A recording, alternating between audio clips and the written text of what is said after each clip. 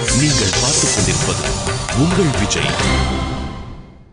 குற்றம் செய்தவள் பக்கல் பொறையும் கிருபையும் உகப்பும் சிரிப்பும் உபகார ஸ்மிருதியும் நடக்க வேணும். பிள்ளை லோகாச்சாரியர் என்னும் ஆசான் இந்த கருத்தை வெளியிடுகிறார். நம்மிடத்தில் ஒருத்தர் குற்றம் புரிகிறார். அப்படி குற்றம் புரிந்தவரிடத்தே முதலில் பொறுமை காக்க வேண்டும். அடுத்து அவரிடத்தில் கருணை காட்ட வேண்டும். மூன்றாவதாக உள்ளூர நாம் சந்தோஷப்பட வேண்டும். நான்காவதாக வெளிப்படையாக சிரிக்க வேண்டும். ஐந்தாவதாக அவர் நமக்கு நல்லது செய்தார் என்று நாம் நன்றியோடு இருக்க வேண்டும். ஒருத்தர் நம்மிடத்தில் குற்றம் புரிந்தால் இத்தனையும் இருக்கணும் என்ன 5 விதமாக இந்த ஆச்சாரியர் தெரிவிக்கிறார். நமக்கு தோணும் இதெல்லாம் நல்லது பண்ணவர்களிடத்திலேயே நாங்கள் பண்ணுறதில்லை, அதுக்கப்புறம் குற்றம் செய்தவரிடத்துல போய் நாம் பண்ணுவோமா? இது இறைவனுக்கு மட்டும்தான் பாசிபிள். அவர் வேணா யார் குற்றம் புரிந்திருந்தாலும் கண்டுகொள்ளாமல் இருக்கலாம். நம்மால் அப்படி இருக்க முடியுமா? ஏன் முடிவதில்லை? பகவானை பாவமோ புண்ணியமோ தீண்டுவதில்லை. நமாம் கர்மாணி லிம்பந்தி நமே கர்மபலே ஸ்பிருகா. என்ன கர்மங்கள் தீண்டாது, கர்மத்தினுடைய பயன்களில் எனக்கு விருப்பமும் கிடையாது. அர்ஜுனா, கர்மங்களுக்கும் எனக்கும் தொடர்பே இல்லை. இது இறைவனுக்கு மட்டுமா? முக்தி அடைந்த யாருக்கும் கர்ம தொடர்பில்லை. அதே போல் ஆதிசேஷன், கருடன், விஷக்சேனர் இவர்கள் போல்வாருக்கும் கர்மத்தோடைய தொடர்பு கிடையாது. நமக்குத்தான் தொடர்புண்டு. கர்மங்களோட தொடர்பு ஏற்பட்டால் அப்ப பாபங்களால் பீடிக்கப்படுகிறோம். பாவத்தால் பீடிக்கப்பட்டால் குற்றம் கண்ணில் படுகிறது. இப்போ உடனே நீங்க என்ன கேட்பீள்? குற்றம் கண்ணில் பட்டுருக்குன்னாலே பாவம் இருக்குன்னு அர்த்தம். நோய் நாடி நோய் முதல் நாடி அது தணிக்கும் வாய் நாடி வாய்ப்பச் செயல். நான் இன்னொருத்தருடைய குத்தத்தை கண்டுகொள்ளக்கூடாதுனால் அப்ப என் பாவம் தொலைஞ்சாலே ஒழிய நடக்காது. உள்ள இருக்கிற வியாதி போனா தான் வெளியில் இருக்கிற சிம்டம்னா வெறும் காட்டி கொடுக்கறது தான் ஜுரம். வியாதி உள்ள இருக்கு, ஜுரமே வியாதி அல்ல. அப்ப ஜுரம் இருக்குன்னு தெரிஞ்சுட்டு உள்ளுக்குள்ள வியாதி இருக்கு, அதுக்கு மருந்து கொடுத்து சரிப்படுத்தணும், நடவடிக்கை எடுக்கிறோம் இல்லையோ? அதே போல எல்லாருடைய குற்றமே நம்ம கண்ணில் பட்டு இருக்குனால் அப்ப நம்ம கிட்ட ஏதோ வியாதி இருக்கு. அந்த வியாதியை தீர்த்து கொள்வதற்கு மருந்து வேணும். வாஸ்தவம் அந்த மருந்து பாவத்தை போக்கும் மருந்து.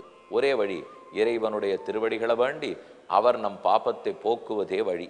என இந்த பாவங்களை நம்மால் பிராயச்சித்தம் தேடி போக்கி கொண்டு விட இயலாது. ஆனா பாவத்தை போக்காது இருந்தோம்னு வச்சுங்க, போய் காவேரியில குளிக்கிறோம்.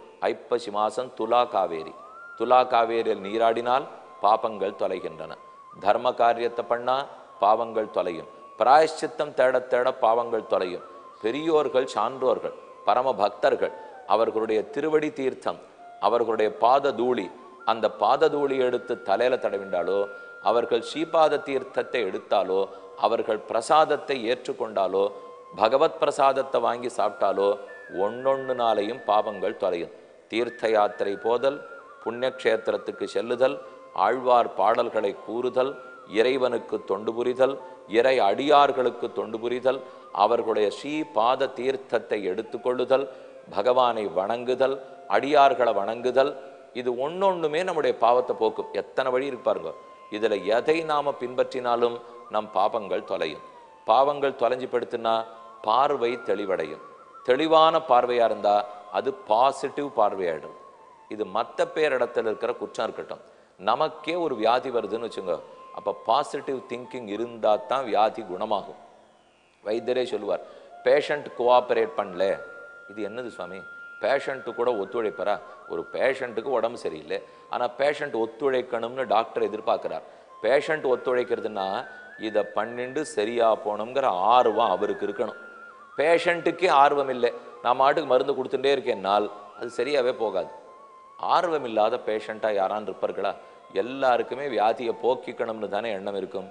இப்போ இந்த பேஷண்ட்ஸை 2 வகையாக பிரிச்சுருவோம். ஒன்று, நிஜமாவே வாழ்ந்த வாழ்க்கை போரும், இனிமே இந்த சம்சாரம் எனக்கு பிடிக்கல, நான் புறப்பட்டு வைகுந்தத்தை அடையணும், முக்தி அடையணும், இந்த சம்சாரம் வேண்டாம், என்னை காப்பாற்றவே வேண்டாம், நான் எல்லாம் பார்த்தாச்சு வாழ்ந்தாச்சு முடிஞ்சு போச்சு அப்படின்னு சொல்கிற பேஷண்ட்ஸ் ஒரு வகை. அவர்கள் என்ன புரிந்தே பேசுகிறார்கள், அவர்களுக்கு ஒன்றும் குறை இல்லை, ஒன்றும் கோபமும் இல்லை, நம்ம பார்த்து நிதானமாகவே சொல்லிவிடுவார்கள். எனக்கு வீணாக செலவழித்து வைத்தியம் பார்க்காதே, எனக்கு ஒன்று இனிமேல் இங்கே இருக்கிறதுக்கு இஷ்டம் இல்லை, நன்னா செயலோடு இருக்கிறச்சே புறப்பட்டு போயிடுவேன். போகிறோம், இது வரைக்கும் பகவான் நன்னா வச்சார், இனிமேல் நமக்கு ஒன்றும் இல்லை, எல்லாரும் செட்டில் ஆயாச்சு, நான் புறப்பட்டு போகிறேன். இது நியாயமான கோரிக்கை. இப்படி இருக்கிறவாளோட நம்ம ஒன்றும் பதில் சொல்கிறதுக்கும் இல்லை. இல்லை கண்டிப்பாக நீ இருக்கணும்னா அப்படின்னு என்ன தெரியுமா அர்த்தம்? நான் இங்கே இருந்து கஷ்டப்படணும்னு நீ சொல்கிறியா அப்படின்னு திருப்பி விட்டுட்டார்கள்னால் நம்மக்கிட்ட பதிலே கிடையாது. எப்பவுமே ஓஹோன்னு ஆட்டம் ஆடின்னு இருக்கிறச்சே ரிட்டையர் ஆகிடணுங்கிற மூலியம் நல்ல ரோரிங் ப்ராக்டிஸ் இருக்கும். நான் இனிமேல் வக்கீல் தொழில் பார்க்கலே, ரிட்டையர்மெண்ட்டுன்னுடுவா. ரோரிங் ஸ்போர்ட்ஸ் பர்சன் ஒருத்தர், கிரிக்கெட்டோ ஹாக்கியோ நல்ல ஃபார்மில் இருக்கார், ரிட்டையர்டுன்னுவார். அவரை கேட்டால் என்ன தெரியுமா சொல்லுவார்? ஆமாம் சுவாமி, ஃபார்ம் இழந்து எல்லா பத்திரிகையிலையும் இவர் என்ன ஆடுறாருன்னு எழுதுகிற வரைக்கும் நான் வச்சுக்கிறதா இல்லை, நன்னா ஆடிண்டு செஞ்சுரி அடிச்சுட்டு இருக்கிறச்சேவே ரிட்டையர் ஆகிட்டு போயிடலாமோ இல்லையோ. அதே போல் சில பேர் சொல்லுவார்கள், நாங்கள் நன்னாத்தான் வாழ்ந்துட்டுருக்கோம், போருமே இப்போவே ரிட்டையர் ஆகிடலாம், எனக்கு வீணாக வைத்தியம் பார்த்து இருக்க வச்சு அப்புறம் வயசாகி கைகால் முடங்கி போய் உங்களுக்கும் பாரமாக நான் இருந்துண்டு வேண்டாமே. இப்படி இருக்கிறவாளை பேசாமல் விட்டுட வேண்டியதான். ஏன்னா அவர்களோட நம்ம பேசி ஜெயிக்கிறதுக்கு முடியாது. இன்னொரு வகை இருக்குது, அவர்களுக்கு நன்னா இருக்கணுங்கிற ஆசை இருக்கும், ஆனால் நாம் எல்லாராலையும் கவனிக்கப்படணும்னால், ஒருத்தருடைய கவனத்தை ஈர்க்கணும்னா ஏதோ உடம்பு சொல்லிகிட்டே இருந்தால் தான் எல்லாரும் நம்மை பார்ப்பார்கள்னு அவளுக்கு எண்ணம். உடம்புன்னா சரியாக போக்குறதுல தான் நமக்கு எண்ணம் இருக்கணும், ஆனால் அது இருக்காது. ஏதான் எனக்கு இது இருக்குது அது இருக்குது, இந்த டாக்டரை சொன்னார் அந்த டாக்டரை சொன்னார். பல இடத்துல நீங்கள் கேள்விப்பட்டிருப்பீள், ஒரு டாக்டர்கிட்ட போகிறோம், நமக்கு ஏதோ ஒரு வியாதி வந்திருக்கு, அவர் உடனே சொல்லுவார் இது கட்டமான வியாதி, குணப்படுத்தணும். வெளியில் வந்து நம்ம என்ன தெரியுமா பெருமையாக சொல்லிப்போம், எனக்கு வந்திருக்கிற வியாதி 10 லட்சம் பேரில் ஒருத்தருக்கு தான் வருமா, அது எனக்கு மட்டும் வந்திருக்குன்னு வைத்தியர் சொன்னார்னா இதை கேட்டு இப்போ சிரிக்கிறதா அழறதா சொல்லுங்கள்? 10 லட்சம் பேரில் நான் ஒருத்தன் தானே கிடச்சேன், எனக்கு தானே இந்த வியாதி வரணும்? அப்படி பார்த்தோம்னா பயமாக இருக்கும். இல்லை 10 லட்சம் பேரில் ஒருத்தருக்குன்னா ப்ரைஸ் யாருக்கு விழும்? 10 கோடி பேரில் ஒருத்தருக்கு தான் ப்ரைஸ் விழும். அப்போ ப்ரைஸ் விழுந்த மாதிரி எனக்கு வியாதி வந்திருக்குன்னு வச்சுக்க வேண்டியதான். இப்படி நினைப்பவர்கள், ஓ நமக்கு பெரிய வியாதி வந்திருக்கு, 10 லட்சம் பேரில் ஒருத்தருக்கு வந்திருக்கு, அப்படி நினைத்தாலே குணப்படுத்தி கொள்ளும் எண்ணம் அவர்களுக்கு இருக்காது. ஏன்னா 10 லட்சம் பேரில் ஒருத்தங்கிற ஸ்டேட்டஸ் போடுமோ இல்லையோ, அந்த வியாதியோடு இருந்துட்டு இருந்தா தான் நான் எப்பவுமே மில்லியனில் 1 என்ன சொல்லிக்கலாம். அந்த வியாதி தொலைஞ்சு படுத்துன்னா நான் பல பேரில் ஒத்தன் ஆகணுமோ இல்லையோ. இப்படி இருக்கிற வாழ்க்கையும் நம்மளால் ஒன்றும் பேச முடியாது. வைத்தியர் என்ன வைத்தியம் பண்ணாலும் இது சரியில்லை அது சரியில்லை, இவர் என்ன வைத்தியர், எனக்கு உடம்பே ஒன்றும் இல்லைங்கிறார். நம்ம வைத்தியர்கிட்ட போனோம், எல்லாம் டெஸ்ட் பண்ணார், காத்துன்னு இருக்கும். அந்த டெஸ்ட் ரிசல்ட் வரச்சே உடம்பு ஒன்றும் இல்லைன்னு சொன்னால் திருப்திப்படுவோமா? ஆனால் சில பேர் இருக்கா, உங்களுக்கே தெரிந்தவர்கள் கூட இருக்கலாம், ஒன்றுமே இல்லைன்னு விட்டாரே, எனக்கானா படுத்துறதே, ஒன்றும் இல்லைன்னு விட்டார், அப்போ சரியா படுத்துன்னு தெம்பா எழுந்து நடக்கணும் இல்லையோ. அதை பண்ண மாட்டார்கள். இல்லை எனக்கு வலிக்கிறது, அவர் முட்டியை டெஸ்ட் பண்ணார், ஒன்றும் இல்லைங்கிறார், அநேகமாக அவர் ஒழுங்காக சர்டிஃபிகேட் வாங்கலேன்னு நினைக்கிறேன். அப்படித்தான் இருந்தாகணும். இல்லைன்னா எனக்கு முட்டி வலிக்கிறதேனுவோம். ஒன்றும் வலி இல்லையே, நாம் மனசில் வலின்னு நினச்சின்னு இருக்கோம். கிளினிக்கலி டெஸ்ட் பண்ணிவிட்டார், ஒன்றும் இல்லைன்னா தூக்கி போடணும். அப்போ வியாதின்னு வந்தாலே அதை குணப்படுத்திக்கிறதுக்கு தான் நம்ம முயற்சி எடுக்கணுமே தவிர நாளைக்கு சரியாப்படுமா நாளைக்கு சரியாப்படுமான்னு பதறணும். ஏன்னால் வியாதி வர வர மனசு தளர்ந்து போயிடும். வியாதிக்காரர்னு முத்திரை குத்திடுவா, நம்மாலேயே நகர முடியாது, நமக்கே தளர்ச்சி வந்துடும். ஆக உடனடியாக அதை குணப்படுத்திக்கிறதுக்கு பார்க்கணும். இப்போ நம்மகிட்ட வந்திருக்கிறது என்ன வியாதி? 10 லட்சத்தில் ஒன்றும் இல்லை, 10 லட்சத்தில் இருக்கிற ஒத்தொத்தர் இடத்துலையும் இருக்கிற வியாதி, பாவம்.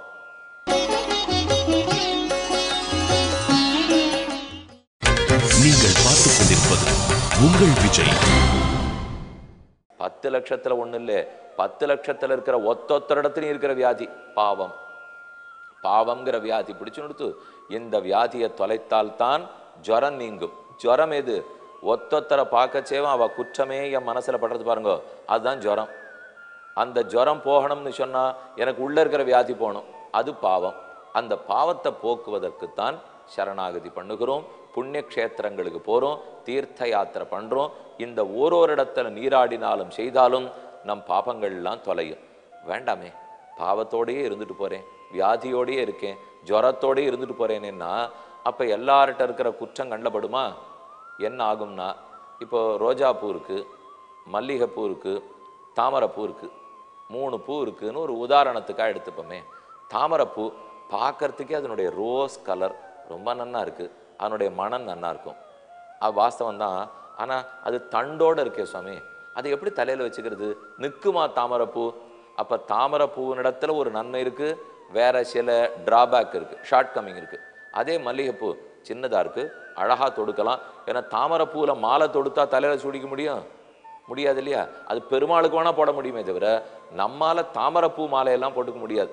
அதெல்லாம் போட்டுன்னு ரோட்டில் போனோம் வேடிக்கையாக எல்லாரும் பார்க்க ஆரம்பிச்சிருவா.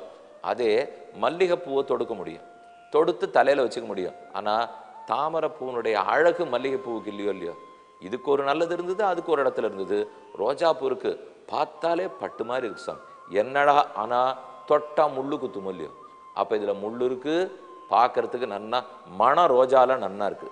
மல்லிகை வச்சுண்டு சூடிக்கிறதுக்கு ரொம்ப சுலபம், ஆனால் பார்க்க ரொம்ப அழகா இல்லை. தாமரை பார்க்கறதுக்கு அழகா இருக்கு, ஆனால் சூடிக்கிறதுக்கு சுலபம் இல்லை. இப்போ இந்த 3 பூக்களுக்குள்ளும் நன்மையும் உள்ளது, தீமையும் உள்ளது. நாம் எதை பார்க்கலாம்? எல்லாமே எனக்கு வேணும் சாமி. தலையில் சூடிக்கிற மாதிரியும் இருக்கணும், வாசனையோடையும் இருக்கணும், நிறமும் நன்னா இருக்கணும், ஒன்னொன்று வேணும்னு சொன்னால் அப்போ அதில் இருக்கிற தீமை கண்ணில் படப்படாது, இதில் இருக்கிற தீமையும் படக்கூடாது, இதில் இருக்கிற தீமையும் படக்கூடாது. பட்டா என்ன ஆகும்னா, இப்போ ஒருத்தருக்கு ரொம்ப நன்னா பாட்டு தெரியும், ஆனால் அவருக்கு படிப்பு ரொம்ப வராது. இவருக்கு ரொம்ப வேகமாக ஓட தெரியும், ஆனால் அவருக்கு பாட தெரியாது. இவருக்கு ரொம்ப நன்னா நாட்டியம் ஆட தெரியும், ஆனால் அவருக்கு பாட தெரியாது. இதை போல ஒத்தொத்தரட்டே எந்தெந்த குற்றம் இருக்கோ அப்போ அதை மட்டும் பார்த்துட்டு இவருக்கு எப்போ பாட தெரியாதோ நாட்டியக்காரரை வெளில அனுப்பு, இவருக்கு எப்போ அண்ணா இப்போ ஓடுறதுக்கு தெரியாதோ அப்போ இவரை வெளியில் அனுப்பிச்சிரு, பாட்டுக்காரரை வெளில அனுப்பிச்சிரு. இவருக்கு எப்போ பாடுறதுக்கு தெரியாதோ அப்போ ஓட்டப்பந்தயத்தை வெளில அனுப்பிச்சிருன்னா ஒத்துருமே நம்மோடு இருக்க மாட்டார்கள். எல்லாரையும் அனுப்பிச்சுட்டே இருக்கணும். ஒத்தொத்தரிடத்தில் இருக்கிற குற்றத்தை மட்டும் பார்த்தா இப்படி வச்சுங்களேன். ஒரு கிரிக்கெட்டர் இருக்கார், இவர் பேட்ஸ்மேன், இவர் பவுலர். இவருக்கு பேட்டிங் தெரியாது, இவருக்கு பவுலிங் தெரியாது. நான் இது தெரியாதுன்னு பார்த்துட்டா இப்போ இந்த 2 பேரையுமே டீம்லேருந்து வெளியில் எடுத்துடணும். எடுத்துகிட்டே இருந்தேன்னா அப்போ உலகத்தில் டீமே ஃபார்ம் பண்ண முடியாது. டீம் ஃபார்ம் பண்ணணும்னா இவருக்கு பேட்டிங் தெரியுங்கிறதுக்காக சேர்த்துக்கணும், இவருக்கு பவுலிங் தெரியுங்கிறதுக்காக சேர்த்துக்கணும். இவருக்கு பேட்டிங் தெரியாதுன்னு வேணா நான் தள்ளிடலாம், அவருக்கு பவுலிங் தெரியாதுன்னு வேணா தள்ளிவிடலாம். அப்போ குறைய பார்க்க ஆரம்பித்தோம்னா டீமே ஃபார்ம் ஆகாது, அப்போ ஆட்டமே ஆட முடியாது. நிறைய பார்த்தா தான் டீமே ஃபார்ம் ஆகும், அப்போ தான் ஒரு வேலை நம்ம பண்ணவே முடியும். இது சும்மா இப்போ சிம்பிளாக புரியணுங்கிறதுக்காக சொல்லிட்டேன். ஆனால் ஒத்தொத்தொரிடத்தை நம்ம உறவுக்காரர்கள், நம்ம பிள்ளை பொண்ணு அப்பா அம்மா ஒத்தொத்தொரிடத்துலையும் நன்மையும் இருக்கும் தீமையும் இருக்கும். அந்தந்த நன்மையை பார்க்கறதுக்கு கற்றுக்கணும், தீமையை பார்க்கறது கூடாது. நன்மையை பார்க்கணும்னா நம்மக்கிட்ட இருக்கிற பாப்பம் விலக வேண்டும். பாப்பம் விலகெடுத்து அப்போ நன்மை கிடைக்கும். சாரகிராகிகளாக நாம் இருப்போம். பூக்களை பற்றி சொன்னோம் இல்லையோ, இது ஒரு பூ, இது ஒரு பூ, இது ஒரு பூ. இந்த 3த்துலேருந்து இருக்கிற நல்லது வேணும். அதைத்தான் தேன் வண்டுகள் செய்யும். வண்டுகள் பண்ணுற, தேனீக்கள் பண்ணுற அழகான வேலை. அது தாமரைக்கும் போகும், அதுலேருந்து இருக்கிற தேன் எடுத்துக்கும். மல்லிகைப்பூவுக்கும் போகும், அதுலேருந்து தேன் எடுத்துக்கும். ரோஜா பூவுக்கும் போகும், அதுலேருந்து தேன் எடுத்துக்கும். அதுக்கு ரோஜா பூவை அப்படியே விட்டுடும், தாமரை அப்படியே விட்டுடும், மலர் பூ மல்லிகை அப்படியே விட்டுடும். ஆனால் அதுலேருந்து தேன் எடுத்துன்னு வந்தால் கண்டிப்பாக தாமரையினுடைய சுவை வேறே, ரோஜா பூனுடைய சுவை வேறே, மல்லிகைப்பூனுடைய சுவை வேறே. அதில் இருக்கிற தேன் எடுத்துன்னு வந்துடுறது மொத்த தேனையும் சேர்த்து தேன் அடை உருவாக்கிடுத்து. அப்போ அந்த தேன் எப்படி இருக்குது? எல்லா நன்மையும் அந்த தேனில் உள்ளது. இதே இந்த தேனி அங்கே போகும்போதே ஓஹோ இது தண்டோடு இருக்குமா, இந்த தேன் வேண்டாம், இது கிட்டக்கு போனாலே முள்ளு குத்துமா, ரோஜாப்பூ தேன் வேண்டாம் அப்படின்னு குற்றத்தை பார்க்க ஆரம்பிச்சிருந்தால் அது தேனே சேகரித்து இருக்க முடியாது. தேனீக்கள் தேனை சேகரித்து அடை கட்டுறதுனால் எல்லா இடத்துல இருக்கிற ஒன்னே தான் அதுக்கு லட்சியம். தேனெங்கே தேனெங்கே தேனெங்கே, அதை பார்த்து பார்த்து அதை எடுத்துன்னு வந்துடும். இதைத்தான் சாரகிராகிகளாக இருக்கணும். இவரை பார்க்குறோம், இவர்கிட்ட இருக்கிற நன்மை எடுத்துப்போம். ஒரு சுவாமி ரொம்ப ஆழ்ந்த கருத்துக்கள்லாம் சொல்லுவார், கேளுங்கோ, ஆழ்ந்ததை எடுத்துங்கோ. அவர் ஆழ்ந்து சொல்லுவார் சுவாமி, ஆனால் கொஞ்சம் புரியாது. இவர் நிறையா புரியிற மாதிரி சொல்லுவார். அப்போ புரியறத அவரிடத்துலேருந்து எடுத்துங்கோ. நம்ம 2ஐயும் போட்டு நன்னா தயார் பண்ணி நாம் ஆழ்ந்த கருத்துக்களை புரியறதா சொல்லலாமோ இல்லையோ. ஏன்னா இவர் ஆழ்ந்து சொல்லுவார், ஆனால் சொல்கிறது என்னதுன்னே புரியாது. இவர் ரொம்ப தெளிவாக நன்னா சொல்லுவார், ஆனால் ஆழ்ந்த கருத்துக்களே சொல்ல மாட்டார். அப்போ பிரயோஜனம் இல்லை. 2ஐயும் எடுத்துக்கணும், கருத்துக்களையும் கேட்டுக்கணும், பேச்சு சாமர்த்தியத்தையும் வளர்த்துக்கணும். 2ஐயும் சேர்த்து ஆழ்ந்த கருத்துக்களை புரியுமாறு கூற வேண்டும். அவ்வளவுதான். அப்போ எந்த இடத்துல இருக்கிற நல்லத்தையும் எடுத்துக்கணும்னால் நம்ம இடத்துல பாப்பம் இல்லாமல் இருக்க வேண்டும். என் பிள்ளைகிட்ட ஏதோ நன்மை இருக்கும், அதை எடுத்து பேசணும். இன்னைக்கு அடுத்த தலைமுறை யங்கர் ஜெனரேஷன் எல்லாரும் சொல்றது என்ன? எங்ககிட்ட இருக்கிற நன்மையை பாருங்களேன், ஏன் தீமையே பார்த்துட்டு இருக்கீர்கள்? பார்க்காதே. நம்மளும் பார்க்க போகிறது இல்லை. அது பொண்ணாக இருக்கட்டும் பிள்ளையாக இருக்கட்டும், எத்தனையோ நல்லதுகள் உள்ளன. அந்த நன்மையை மட்டும் எடுத்துக்கொள்ள வேண்டும். இது உங்களிடத்துல வேண்டுகோள். இதை மட்டும் நீங்கள் கடைப்பிடிச்சு பாருங்க, வாழ்க்கை ரொம்பவே இனிக்கும். இன்னைக்கு நீ பண்ண நல்லது என்னென்ன அதெல்லாத்தையும் நான் பாராட்ட போகிறேன்னு உட்காருங்க. அப்புறம் அவருக்கு வெட்கமாகவே போடும். ஏன்னா ஒருத்தர் பண்ணுற நல்லதை நம்ம சொன்னோன்னு வச்சுங்களேன், அவருக்கு அது புரிய புரிய இதன் பர்சன்டேஜை கூட்டணும்னு அவர் ஆசைப்படுவார். ஓ, நல்லது பண்ணால் எல்லாரும் நல்லா என்கரேஜ் பண்ணுவா போல் இருக்கு, நமக்கு இவ்வளவு நாளாக ஒன்றும் முதுகில் ஒரு தட்டு கிடைக்கவே இல்லை, இப்போ தான் என்கரேஜ்மெண்ட் கிடச்சிருக்கு, அப்போ இன்னும் 2 நல்லது பண்ணால் இன்னும் நல்லா இருக்கும். அதை பண்ண பண்ண தீமைகள் குறைஞ்சுட்டே போகும். இதை விட்டுட்டு நம்ம தீமையை சொன்னோன்னு வச்சுங்க, அதுவே அவருக்கு ஞாபகத்தில் இருந்து மேலே மேலே தீமையே பண்ணுவார். அப்போ நல்லத்தை எடுத்து கூறினோம்னால் அது கேட்டு எல்லாரும் இன்னும் நிறைய நல்லது பண்ண ஆரம்பிப்பார்கள். அதுதானே நமக்கு தேவை. இந்த விஷயத்தை இப்போ பார்த்துட்டோம்.